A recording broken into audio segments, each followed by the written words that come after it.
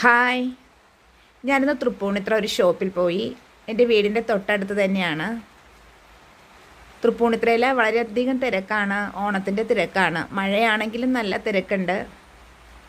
അപ്പോൾ ഞാനിവിടെ ഒരു ഓർണമെൻറ്റ്സ് എടുക്കാനായിട്ട് വന്നതാണ്. ഓർണമെൻറ്റ്സിൻ്റെ സെറ്റ്. നാളെ ഒരു പ്രോഗ്രാം ഉണ്ട് ഉച്ചയ്ക്ക് ശേഷം, അപ്പോൾ അതിനിടാനായിട്ടാണ്.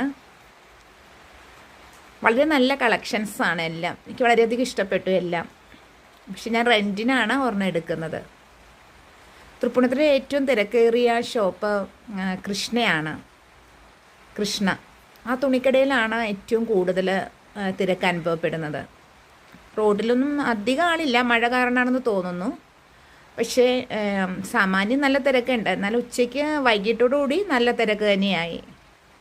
എനിക്ക് തോന്നുന്നു ഏറ്റവും കൂടുതൽ ആർഭാടം തൃപ്പൂണിത്തുറ സിറ്റിയിലാണ് എന്നാണ് തോന്നുന്നത് ഓണത്തിനോട് സംബന്ധിച്ചിടത്തോളം. ഇപ്പോഴും അങ്ങനെ തന്നെയാണ്.